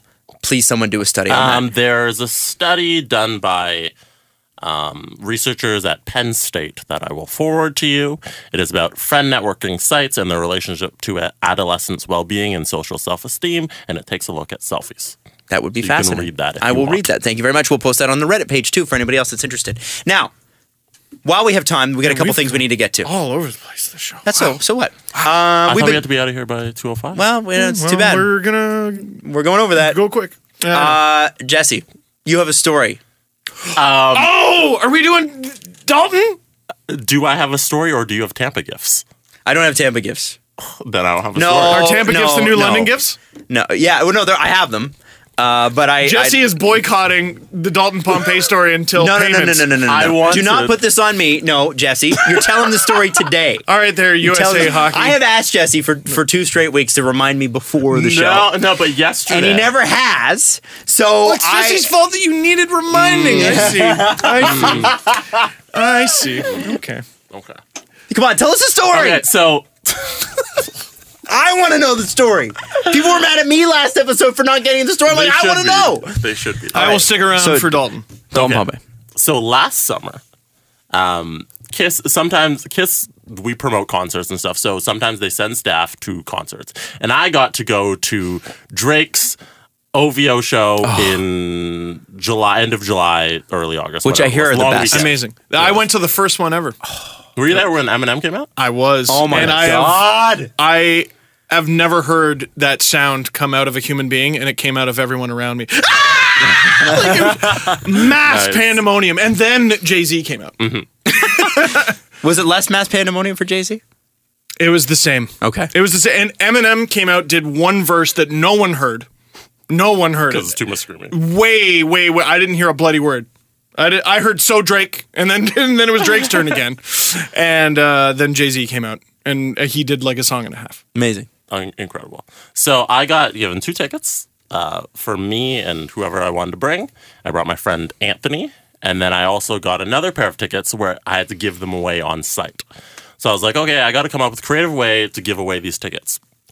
So I was like, all right, I'll do like a scavenger hunt kind of thing on Instagram where I'll send out tweets and Instagram messages and be like, hey, I'm located at this location. I'm heading down where? You got to come find me. So I take a picture on the streetcar. I'm like, hey, where am I going?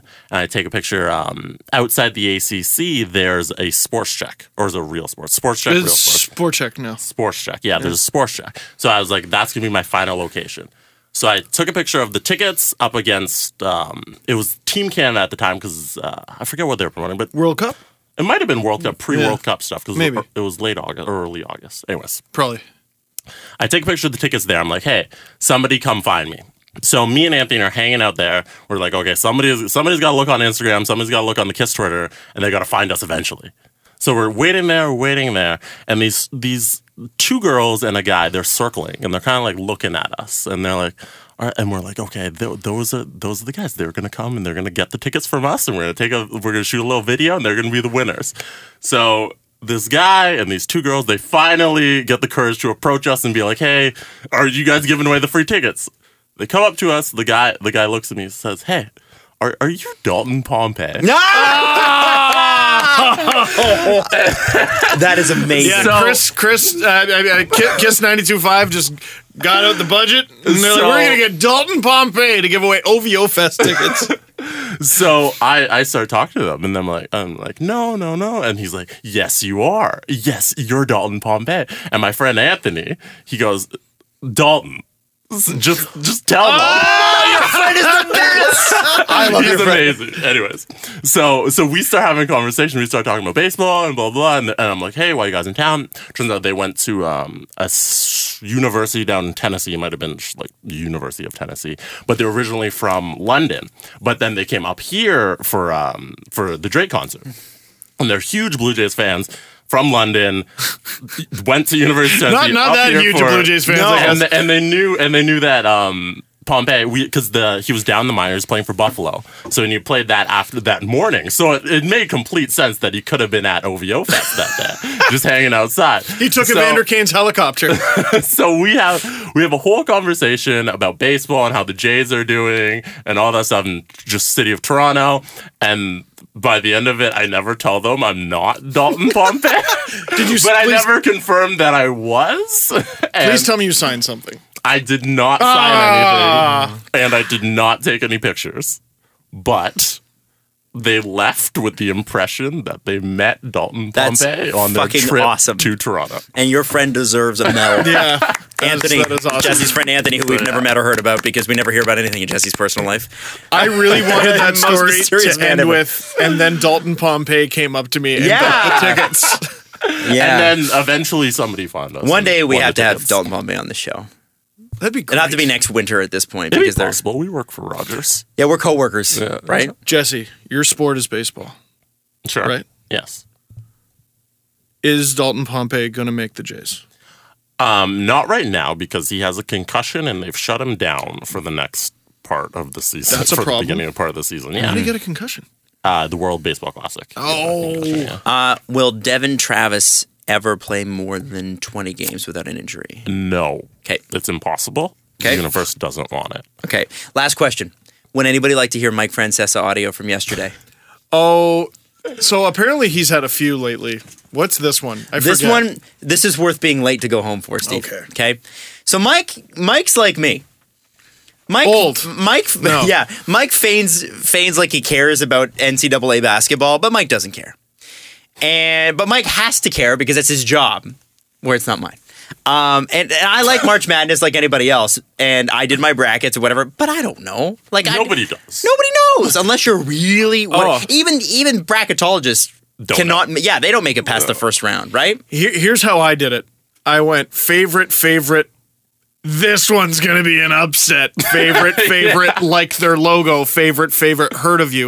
And then Mrs. Dangle made her bracket, and it was only a step above mine. Favorite, screw it. I think it'd be funny if these guys win. Favorite, Rory Gilmore went to Princeton, so I'm voting for Princeton. Favorite, Troy, because Troy Bolton. And she'll probably beat me. Caprice did the same thing. Just like the colors. Who do you think is going to come out on top? I think I had... For anybody that doesn't know, this bracket think I had- between myself, Steve, Adam, Caprice, and I think I had Mrs. Oregon. Dangle. Mrs. Dangle had Butler. I had Butler losing in the final, but I forget to who. Oh, I think Duke. I think I had Duke. I have. You have Duke winning? Yeah. Oh, I hate you. I don't know, dude. Like, Well, they do win. I don't... Everybody hates them. Are they... Why does everyone hate Duke? I don't know anything. They're the Toronto Maple Leafs of the NCAA. Do they always win? No. Well, no, they're also Yankees? terrible. Oh, well then... No. Well, Terrible. then I should have picked them. Terrible people. They're bad people. There's some bad stuff that's happened to Duke. Burroughs had a team of all Burroughses. Whoa. Run by a team of Burroughses. Yeah. Oh. Yeah. and Matt Cooks. Honestly, I know so little about college basketball that I was like, okay, I'm going to start with the names I recognize. So, like, Villanova's on there. Even that wouldn't be enough to describe what has gone on. You just look it up.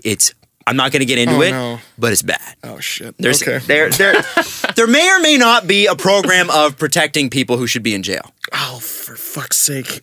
It's okay. You didn't know.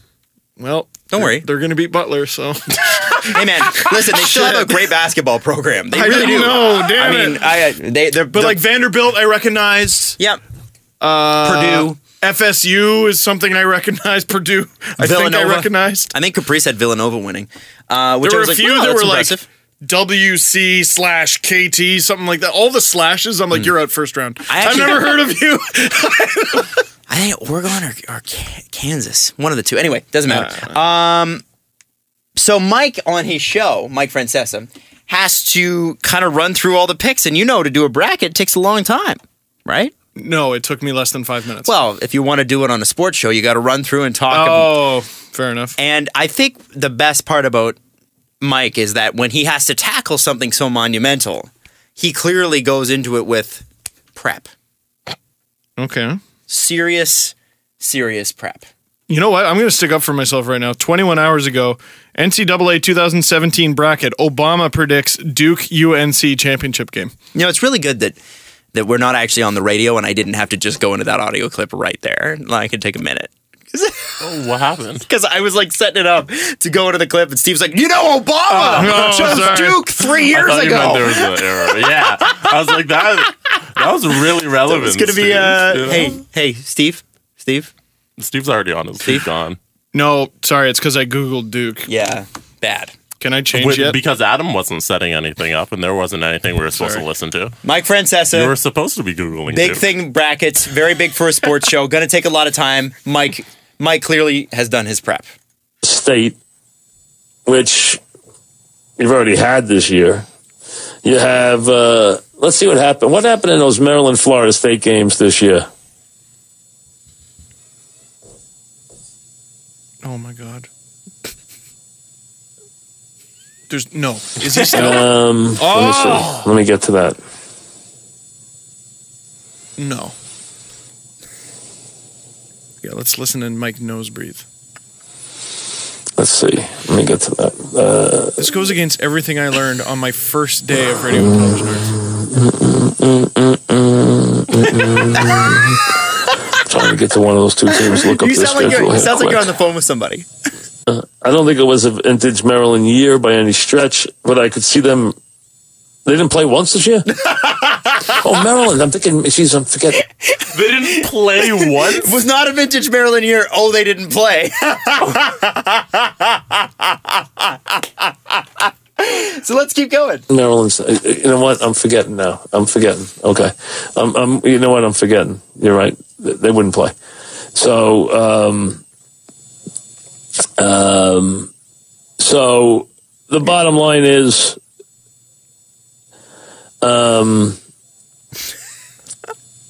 so he's retiring, you said. Maryland should have been better. They had some injuries. They're hot and cold. Their best players hot and cold. So from that standpoint, I could see them winning this game. Here, pause. I could see them losing. I still am unsure of whether Maryland played or not. Do we know? I don't understand how a team didn't play a game. Did you get anything that was a minute and 30? Did you get anything out of that? No. But what I did get out of it was he has the brackets in front of him and an 8-ball with a bunch of things in it that are just standard radio comments, like standard sports radio comments. So Villanova, they had a lot of injuries and they're hot and cold. He just described every team in any sport ever. A lot of injuries. It's like from last episode. Oh my God, a horror movie with running. Yeah, I spoiled nothing. I'm sorry. Stop doing that. I gotta stop doing that. You should probably check and see where that's coming from. I don't know where that is coming from. It's not coming through. Have we been going on to air? Me going, fuck. No, we're okay. We're okay. Psycho, fuck. Anyway, I thought that was worth playing for you guys because good old Mike, he's a funny guy. I wanted to talk about quickly. Have you heard about LeVar Ball? Do you know that name? Is that a sport? LeVar Ball. No, it's like Calvin Ball, but it's LeVar Ball. LeVar Ball. LeVar Ball is going to be the most famous sport parent in about 2 minutes, especially going into this March Madness tournament. He's got a couple sons. He's got his son Lonzo, who is a star at UCLA. I had them making it out of the first because I recognized them. So he said his star Lonzo is better than Steph Curry. Whoa! And he says, because he's got more than one son, because companies are now coming to Lonzo and saying, hey man, we think you're going to be a good player. Do you want to do a sponsorship deal? We'll give you some shoes, whatever. LeVar Ball has come out. Can't he not do that yet? Huh? No, he can do that. Andrew Wiggins did it in Kansas. I think he got a $50 million deal before he'd even been drafted. Yeah, you can totally do that. But isn't the NCAA evil or something? No, you can get sponsorships. It's just the school can't pay to get you there. Does that make sense? The school can't bribe you to come to their school, but you can make money on the side as a sponsor with sponsors. Whatever. You know more than I do. So, sure. So anyway, Lonzo Ball is like, well, yeah, we'll talk about it. LeVar Ball, his dad, who is at every game, by the way, every single game, is like, yeah, so if you want to sign my 3 kids, 2 of which I don't even think have made it into college hoops yet, but will, because they're good enough. Is he trying to package his kids? He's trying to package his kids. How much money do you think he wants for them all? Because they all have to sign with the same company, and they all have to do this together. $10 million. $1 billion. $1 billion. He said, if you want one, you got to take them all, and it's got to be $1 billion. Now, a lot of people are like, you're crazy. I'm thinking, pretty smart. Chances are, if you listen, you're not getting $1 billion. But if you can get one of your kids to get that deal, and one of your kids is a star, and the other 2 are okay, so you got Wayne, and then you got Brent Gretzky, right? Packaging his kids. Package the kids, but... Hey, Wayne and Brent had almost 3,000 combined points. That's right. You have set your kids up. If you sign all 3 kids, you've set them up for life now. They will never have to worry about money again. That is so much money. Or even being good at basketball. Or even being good at basketball. So to me, it kind of says, well, yeah, okay, he sounds crazy, but I also don't fault the man. If he can get it, go get it, man. Now, Lonzo Ball, I don't think is worth... I think Lonzo Ball is maybe worth a $50 million contract at this point. Even that. He's not. Is this guy like a projected first overall? Is he supposed to be a first overall? I don't think so. I don't think he's supposed to go high in the draft at all. I know nothing about college LeVar basketball. Ball is hilarious because it goes further. LeVar Ball says back in his heyday, he could have beat Michael Jordan one-on-one. Whoa. This is a dad. And then...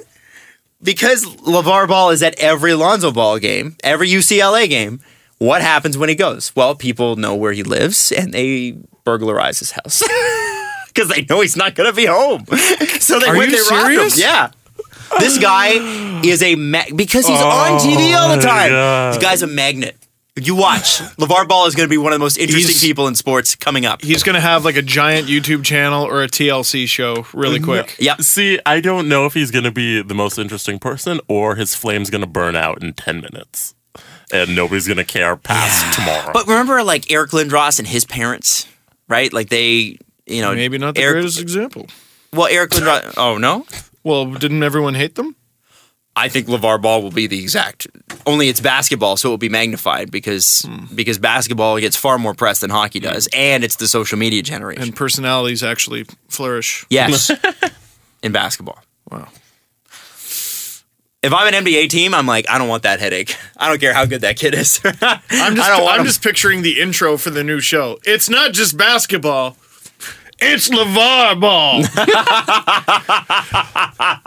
Intro, bunch of him. He probably does the arms folding, shaking his head like the people watching. They don't know. They don't know. He knows though. He does. LeVar knows. He knows. Maybe it's him back to back with all his 3 kids. His 3 kids are trying to push against him, but they can't because like it's like the physical representation of his personality. And like they're struggling, but it's no sweat for LeVar Ball. That's right. Maybe Lonzo Ball, but not LeVar. Not LeVar Ball. Oh my God! I'm telling you, hey, you know what? I'll pay $1 billion. Let me manage your YouTube channel. Listen, if Honey Boo Boo can get a TV show, LeVar Ball deserves a TV show. If Honey Boo Boo gets one, LeVar Ball deserves one. Right? Am I right? Any guy that says I could beat Michael Jordan one-on-one in my heyday, you can't prove it now. So Mrs. Dangle's on March break. She's a teacher. She's on March break. If you leave TLC on for long enough, you'll convince yourself you're watching something illegal. Yeah. You'll convince yourself you're watching a show that they accidentally uploaded to the servers and they're now airing. Like, dude, I watched the show. It was like My 600-Pound Life. And the stuff they show you on these people, you're just like, I can't believe it. And then the next show, in case you didn't get your weight loss fix, is just all skin removal. And they show it all. They show the doctor. Why are they doing the skin removal? Because after you lose a bunch of weight, you have all this sagging skin. And they have the doctor, they take the picture of all the skin slabs, the wallets, whatever, and the doctor takes a pic on his phone and he just goes, here's all the skin I removed. And the person just, like, they're so drugged out, they're like, oh, cool. That came off you. It is the most messed up show, and then Gypsy Sisters comes on. Wow. Well, we're getting... Which is Jerry Springer without the structure of it being a talk show. There are people that just look at the studio sometimes and that they're just waving. They're not actually coming. Yeah. And what happens is Adam looks, and I just try to... that's when I hyper-focus. Yeah, hyper-focus on and me. I just try to barrel through I'm trying to figure out whether Do you guys want some hockey news? Yeah. Okay. Something just happened? So on December 17th, the Ottawa Senators will host the Montreal Canadiens in an outdoor game at TD Place. They did not get permission to play the game on Parliament Hill. Which they should have. So it will not happen on Parliament Hill. But they're going to play at the Ottawa Red Blacks Stadium, which is TD Place. Cool. The Rough Riders. Yeah, against the Rough Riders. My Parliament Hill would have been cool, but my only question is, where does everyone sit? They'd build stands. Yeah. Yeah. That's a lot of stands. Yeah. All they need to get up to is like 30,000. Yeah. I don't know if, like, we were at Parliament Hill recently. It's big enough. Is it big enough to hold 30,000 Dude, it's totally people? big enough. Build temporary stands? Yeah, you could do it. Mm-hmm. They have a year to plan. They get it done. They should have done it. Yeah. They should have. But the government Maybe it's said something no. they look forward to. Of course they did. So. Maybe they proved that it's a success at TD, and then we'll see if they can do it at Parliament Hill. And I guess we should do the press conference, shall we? Okay. There's so much to get to. Stick around for your super brief. show? Super brief. Okay. Super boxers.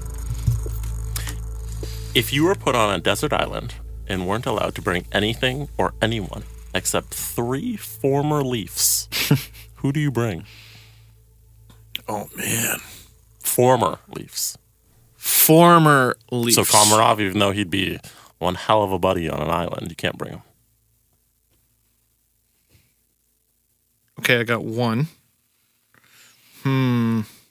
Yeah, knowing 5 languages wouldn't really come in handy on a desert island. See, I would want Babcock, even though he's not a former Leaf, because he's a hunter. You can't have him. Oh. All right. I got 3. Go. Tim Brent. Because he's a hunter. Good. Do you know this for sure? He is a hunter. Okay. From his Instagram. He's a hunter. And he's willing to block shots with his balls. I want that kind of guy on a survival mission with me. Colby Armstrong has gone hunting with Tim Brent and is funny. You're gonna need a funny guy. You're gonna need some mental strength. You're gonna need a funny guy who on occasion can kill something edible. Number 3, Nathan Parrott. Because he is extremely tough and can beat up anything attacking me. Also, that guy, after retiring from NHL hockey, was put into a special police military unit in charge of protecting a nuclear power plant. All right. He's not a SEAL, but he's got ridiculous training, and he's competed in MMA. Okay, so we're talking about just a strong athlete. That's pretty good. I like that. Steve hit that out of the park. Yeah, I won't beat that, but my number 1 is Boris Salming, because Boris Salming can't die. Like, he can't. No, he was the fittest person and the oldest person on the Leafs alumni teams. And yeah, it looks like he could still play. Like, he was. I don't think there's a looks like about it. No, he could still play. Could still play. So Boris Salming for sure. I like Boris Salming. I'm struggling with the next few. Because my instant thought was you need a guy who's just gritty. You need a gritty guy, right? Who you think if a tree fell on him, he'd just be like, walk it off, you know?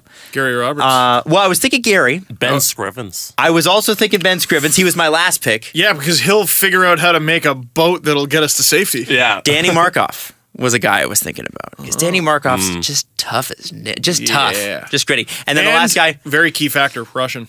Yes. Very, very important. And also, of course, Ben Scrivens was going to be my last pick. Because Ben spent significant time outside with wild animals and things. I don't know if he's ever hunted. I don't know if he's hunted, but I know that Ben... He's from Alberta. I feel like it's a requirement. You've shot a gun if you're from Alberta. Yeah, I hope so. Not just Alberta, Spruce Grove. Like... Honestly, I remember talking to somebody when I was single. There was a girl at the club, and I was talking to her at a club, and she found two things very peculiar about me. Mm-hmm. First off, that I was insane enough to drive a 2-seater sports car, which was so unimpressive to her. Okay. She was so unimpressed. She's like, "You don't drive a dually? Why? What's wrong with you?" Like, what's a dually? It's the double wheel pickup truck. Oh, you know, like the Ram 3500. You don't have truck nuts? Yeah, that probably would have been the next. The second thing she laughed at me for. She's like, "You've never shot a gun? What's wrong with you?" I was like, I hadn't. So there you go. Care to weigh in on the R hockey debate? Oh no! If you exclude, I'm going to change it. Hitler.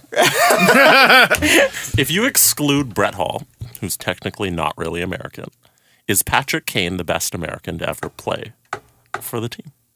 No. Who is? Joe Mullen. American points leader, Joe Mullen. I think Brian Leach. I think Brian Leach is the best. To me, he's my favorite American player all time. Brian Leach. Like, I'm sorry, Patrick Kane's career to this moment has not yet surpassed Mike Modano or Phil Housley. Or sorry, 3-time 30 goal scorer Patrick Kane. 3-time 30 goal scorer. That's my favorite line of the show. Listen, he might one day. I want a t-shirt. Maybe one day we'll be like, that guy, the best. Until then, calm yourself. 3-time 30 goal scorer. Cups. Well, hey, you know who's an American who has more than 3 30-goal seasons? Phil Kessel.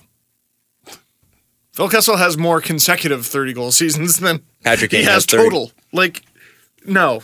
Brian Leach for me. There's not even an Who's argument. Yours? Who's your favorite? I'm trying to think of American players. Like, who is the all-time leading scoring American? I believe is it Modano? It's Joe Mullen. Well, no, Joe Mullen was the first American to pass 1,000. It might be Phil Housley. No. He got passed. Roenick is up there. Modano? Is it not Modano? Modano is up there. All right, what's your guess? Never won a cup. I'm going to say Modano. Brian Leach. Mike Modano, if you exclude Brett Hall. If you exclude Brett Hall. Brett Hall is at 1391. And to be fair, Brett Hall was American because Canada didn't pick him and he was mad. Yeah. So that's why he joined Team USA. Fourth on the list is Jeremy Roenick. Yeah, man. That's cool. Good for Roni. Americans throughout NHL history have been a little bit like the Leafs in a way. Always good. Well, okay. Maybe not the best example. Not a ton of star power. Like, there's not a lot of individual award winners in Leafs history. Yeah, if we run down the top 10. And that's not to say those guys aren't stars, but you understand what I'm saying. It's Brett Hall, Mike Modano, Phil Housley, Jeremy Roenick, Keith Tkachuk, Joe Mullen, Doug Weight, Brian Leach, Pat LaFontaine, and Chris Chelios. That's right, Pat LaFontaine. I liked him a lot. Doug Weight. And if we scroll down to number, let me find him, 25. Oh. The great Patrick Kane. How far down is he from the top 10? How many points? He's at 739 at 25th. And in 10th position is Chris Chelios at 948. Well, he'll do it. He'll get there. He'll crack top 10 for sure. He's going to get 1,000 points. Yeah. Barring injury. Yeah. Greatest American to ever play the game. No. Patrick Kane. No. What's Modano got? Second place with 1374. Honestly, he might do it. To me, Brian Leach, best American all time. Yeah. He was Brian Leach was not just a star. He was a defenseman too. Yeah, he was a star. Yeah, but he was like unstoppable. Like it was the New York Rangers were Mike Richter and Brian Leach and Mark Messier. And no drop off really. Like good until the end. Right up until the end. Yeah. Loved him. Yeah. Couldn't believe he became a Leaf. Anything else? Do we have any other questions? Steve, are you okay? Oh yeah. Are you okay? Yeah, after The answer is always no. Okay. Stevie, are you okay? Are you okay? Are you okay? Stevie. Final question. Adam, will you confirm your allegiance to the Kingston Frontenacs because the city of Kingston is better than the city of Oshawa? Oh, wow. Not at all true. Wow. Somebody actually true. from Kingston was like, I think it's really cool that you grew up near Kingston. Just so you know, if you want to be a Frontenacs fan, it's a lot like being a Leafs fan. Yeah, they have 9 series wins ever, something like that. I'm not sure if I could be prepared for that. That's a lot. That's hard. 9 series wins? It was, or like since... I don't remember what they sent me, but it's like 4 series wins since like 1997. Like something just absolutely ridiculous. I mean, the Gens won the Memorial Cup 2 years ago. So last year, Kingston actually beat Oshawa in the playoffs. Did they? Wow. That's what Mike's question, he puts that in brackets, just so you'll come over to his team. I don't know. I would like to. Should I definitive? Like, do I differ from Steve? You got to pick a team. Do I differ from Steve though? It's up to you. Let me do some research. Go ahead. Why don't you ask your buddy D? DMD and see what's up. I know how much you love the. I'm not gonna. No. You love Doug Gilmour. I do love Doug Gilmour. There you go. No, I'm out of questions. All right. Well, we're gonna go. But tonight, Tampa Bay Lightning. We didn't even talk about that matchup. Yeah, you know what? I think it'll be out of date. Yeah. I mean, I loved that last episode we went on this passionate defense of Morgan Riley hit the worst game of the season. I was like, great timing, Morgan. Yeah. Thanks. It doesn't mean I change a word that we said. No, but I watched the first goal. I'm like, shit. As the game goes on, shit. You know what I'm thankful for? I did not get one tweet saying, oh, you guys defend Morgan and he was terrible. Me neither. Not one. Yeah, me neither. So thank you. That video has not aged well, but I got a trade tree. Let me just promote that. Oh no! This one I read it. Oh, it's crazy, right? So there's no whiteboard for it because it's not actually a trade tree. Mm-hmm. It's more like a bush. It is a bit like a bush. It starts with Jonas Frogren, but it actually goes back to a trade before the Leafs signed Jonas Frogren. And what happened afterwards because of Jonas Frogren. And if right now you're going, who the hell is Jonas Frogren? You're going to want to read this. If you're a Tampa Bay fan, you're also going to want to read this. And I'm going to try to write another giant trade tree. Perhaps my biggest yet. And it's going to have to do with the Chicago Blackhawks. And it's not just going to be one trade. There's actually a clip you used in that Sportsnet article about Jonas Frogren hitting somebody.